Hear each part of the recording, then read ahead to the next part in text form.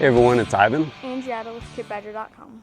We're here to tell you about our very first pig hunt together, which was pretty cool. So, setting the stage, I was gonna take this guy with me down to NRAAM, NRA annual meeting, which they canceled about a week out. Thanks for that, NRA, because they were really concerned about people's health. Just kidding. It was actually, I'm sure, a liability thing. So they canceled it. Super lame. Basically took the option for people to make their own decisions out of their hands. And non-refundable tickets, we were still going. Fortunately, we had already made plans basically around that trip, including pig hunting. Backing up, a really cool friend of the channel had reached out on our coast to coast tour, said, hey, I have a ranch north of Houston. If you're ever out, I'd like you to come out and go pig hunting if you'd like. You and your boys are welcome. I was like, that would be really cool. So we planned on heading out there, basically putting it in conjunction with this trip to Houston for NRAAM, which got canceled, which gave us more time to pig hunt. But we ended up heading out there and yeah, getting after it.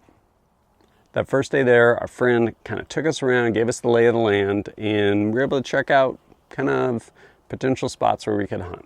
And we landed on basically this big barn so we could set up, Jatta facing one direction, myself facing the other direction, and we were there for hours. An hour or two before sunset through about an hour after sunset. What did we see? Nothing but birds. Nothing but birds and a bunch of spiders. So then we ended up going and threw on some night vision. And then what did we do? Hiked through Jurassic Park. Part of the property pretty much looks like Jurassic Park. It's pretty crazy. So we're walking down this road and what did we end up doing? Turning back because I was too scared.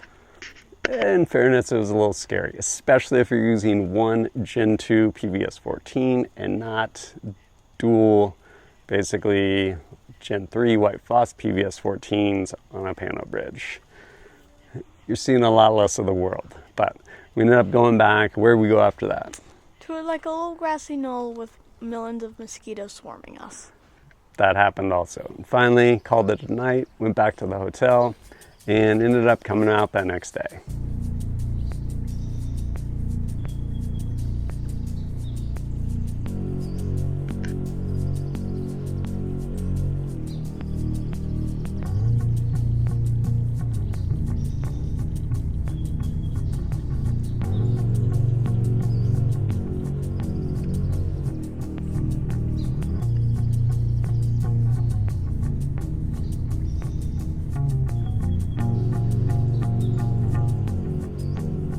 That next morning, we got out there early, and did we see anything? No. But then what did we do? We hiked through Jurassic Park after it got light. Once it got light, we ended up hiking through Jurassic Park, which was actually really cool. There's all these trails that were kind of cut back into just this vast like jungle, and definitely walked through quite a few spider webs. Oh yeah, I just walked behind you and every few seconds you'd be like, ugh. Giant spider webs like everywhere. And then we ended up coming to one of the creeks and kind of walked down, and what happened? I saw a coyote. Did. And this coyote, like totally luck, basically came down the bank like probably about like 50, 60 yards away, and I got in position to shoot, and I'm like, this thing looks like a little pup. And so I was waiting. I look again through my optic, and I'm like, no, it's just like a little coyote. And then basically, by the time I was finally ready to take my shot, I think it was starting to move. I ended up missing, which was a bummer. But we ended up walking through the creek to go over, check it out. No blood trail or anything like that. Clean miss. It happens. Sorry. I somewhat forgive you. It was still really cool. And yeah, just a really awesome area through there. And then finally we kind of wrapped up that exploration, went and rested through kind of midday. That evening, we ended up actually going back out, setting them next to this big barn and this like disker. And what did we do that evening? Put out some corn. We did. Basically making a trail kind of out into the field. And what came for our corn? Deer. Which we were not hunting. So we had some deer out there in front of us. Basically staying from, I don't know, a couple hours before sunset to probably a couple hours after sunset. And yeah, had some different deer coming across. Across a fence line, there's neighbor's property where there's actually a feeder set up. And yeah, there's like 20 something deer, 15, 20 deer coming out there in the evenings. But we were set up there. What did we do with the lasers? Played with the deer, more or less. Basically, especially on the mall, basically turn it on to the Viz laser, shine it down on them, and they would freak out. And I basically push them away because I'm like, don't eat the corn. This corn's for pigs. But no pigs came, so ended up packing it up that night. And that next day, we ended up going over to the Primary Arms range day, which was really fun. Did not hunt that night. But then that following night, our buddy Noah, he joined us and we came out there, and what did we see? Set up in that same spot. A bunch of pigs. A ton of pigs on another property at the feeder. There was probably like 15 to 20 pigs over there. But it was also after a rainstorm when it was cooler. It was, and I think the weather was working against us because it was really hot, like 95 or so, lots of humidity, and yeah, pigs, no one wants to be out in that weather, to include pigs. They need to stay cool.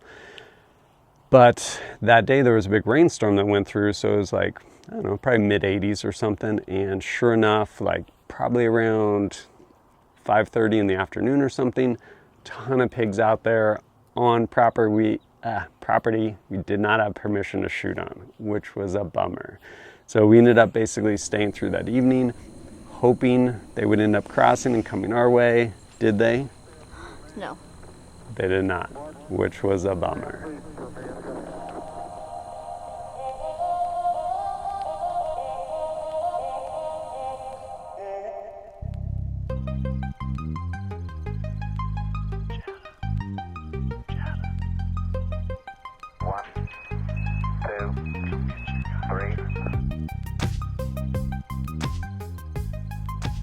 So we now had one more night out there because we were going to be flying out that following afternoon.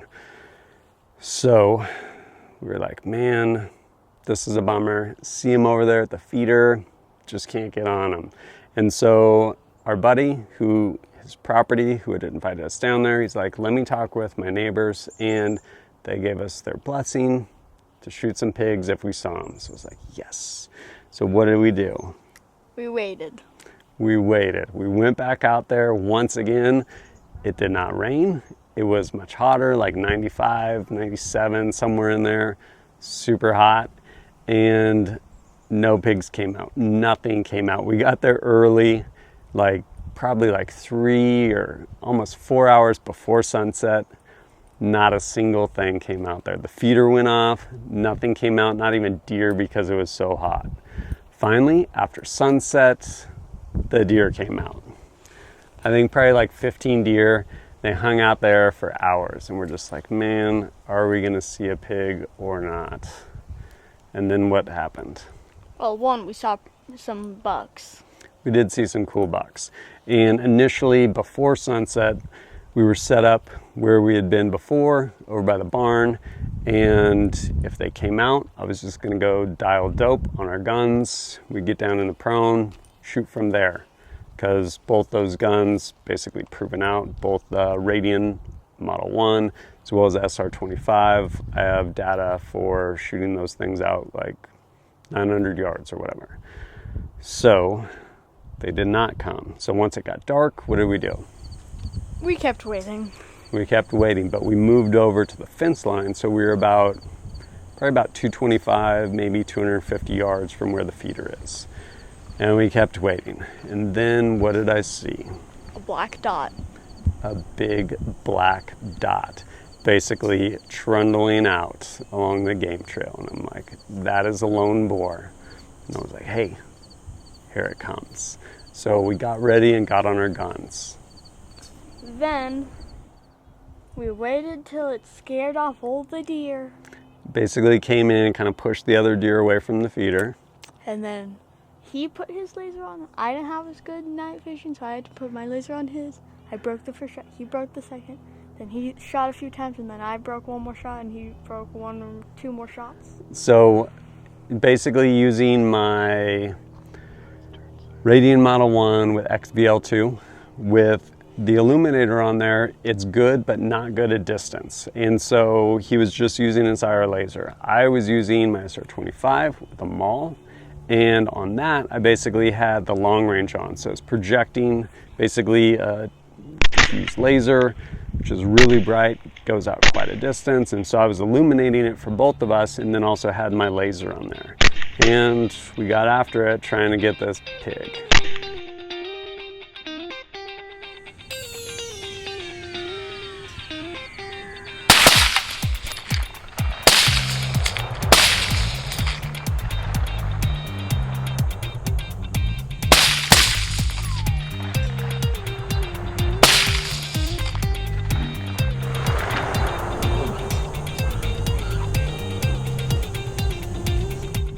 Once all the shooting stopped, I was pretty sure it was down, and I was fairly sure exactly where it was. But if you've ever been hunting, broken a shot, and then went to go track something, even during the day, by the time you kind of circle around, make it to where you think it is, you're like, where did I shoot this from? Like, is it here?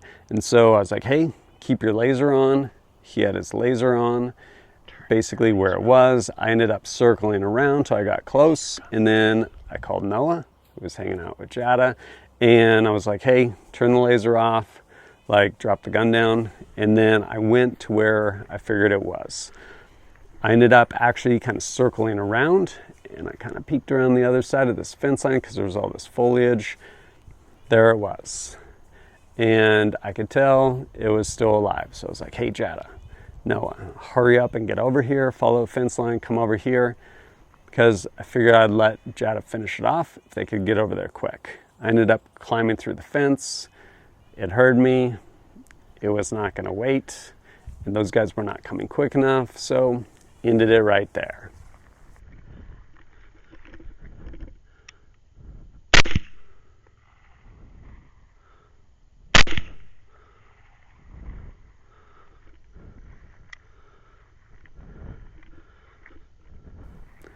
Then of course the easy part's done. Now we need to get that thing out of there. So fortunately, our friend's property, he basically cuts it for hay.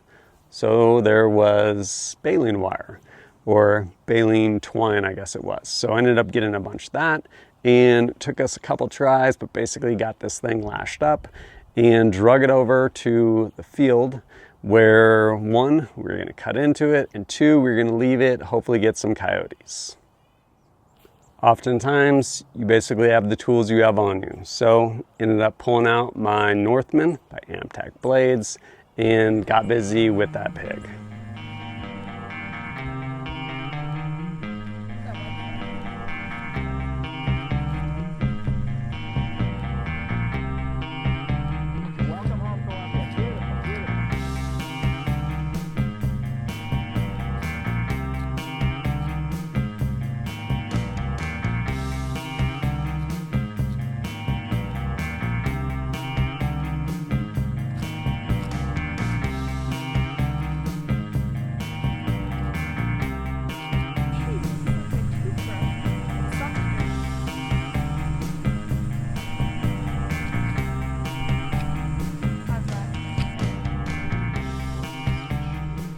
We had already decided just logistically we were not going to gut, skin, and butcher this whole thing out, in part because of the weather and again the logistics of trying to get that meat. And on top of that, it's a feral pig. On top of that, a giant feral boar. So meat probably is not going to be as tender, and yeah, it is what it is. So where do we land on it? Well, basically ended up skinning out part of the belly and cutting out some of that pork belly. Then of course Jatta was like, what about the heart? So Dad ended up cutting a little bit more and then tearing out its heart.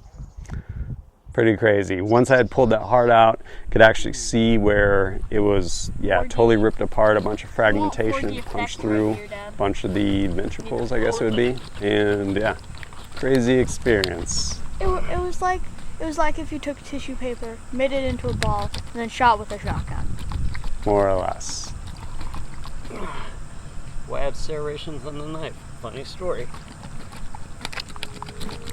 They were thinking ahead. For cutting rope.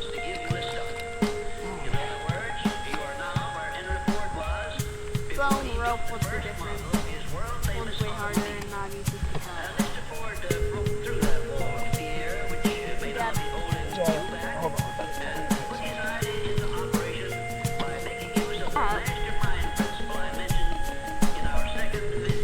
Hold that up in triumph, Dad. That is shredded.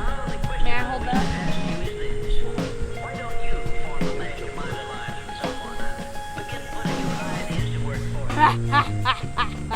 Leaving the boar where it was to hopefully draw in coyotes later, we ended up taking that and heading over to Jurassic Park, where had some other supplies. Ended up trying to get a fire going, and I'm pretty sure the paper we used was probably more ink than it was actual paper. Did not want to burn, so Noah and I got after it. Basically getting a bunch of twigs going, building that thing up. And then we turned it over to this guy. Master Chef. Yes. More or less what we did is took the 5 by 5 inch slab of meat, cut it into 1 or 2 pieces, and stuck on marshmallow skewers. Yeah, basically these like branded Hershey marshmallow skewers, and just start roasting, right? And then every time a drop of grease, just like one little drop would go. Nice fatty pork belly. After they were all nice and roasted, ended up taking out that AMTAC Northman again, which I had cleaned in between these two events, and started slicing off little slabs of this meat. How was it? It was good, but it was tough, and it definitely needed salt. Old boar, definitely a little tough, and could have used some salt, but honestly, I thought it was really delicious. Like, I wish we had salt, because it would have been amazing with some salt on there too. But yeah, we ended up hanging out there and eating our boar. It was really fun.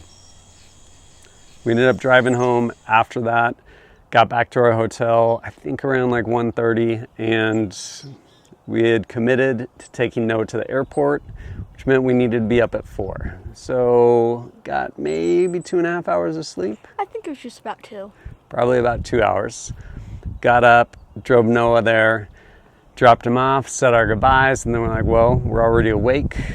Let's go sit on this boar. So we ended up going, setting up night vision, everything like that, pre-dawn, and basically waited.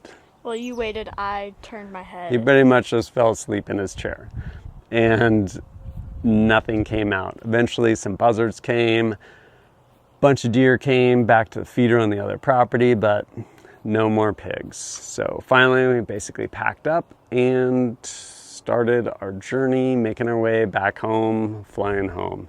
Till finally we got in late last night, I guess, as of filming this, and we were pretty worn out.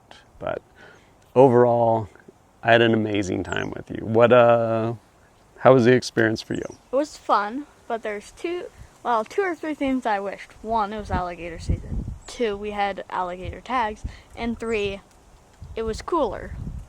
Would have been nice if it was cooler, and there were a bunch of alligators that we got to see in the ponds on the property, which was really cool.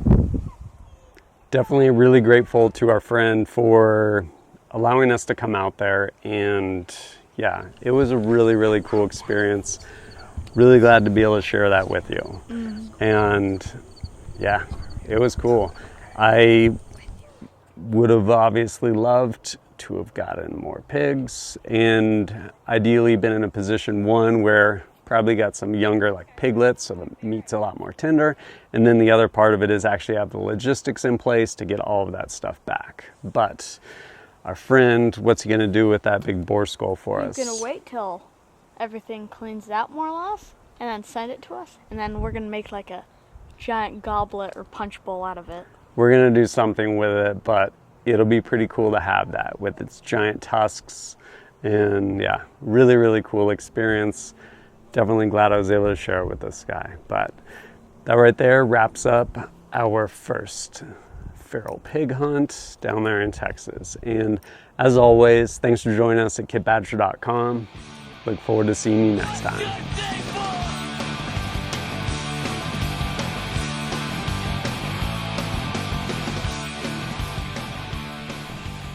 And special thanks to my good buddy Noah, who came on this adventure with us. Unfortunately, we weren't able to get on another pig, but he did an amazing job filming and taking some incredible photos.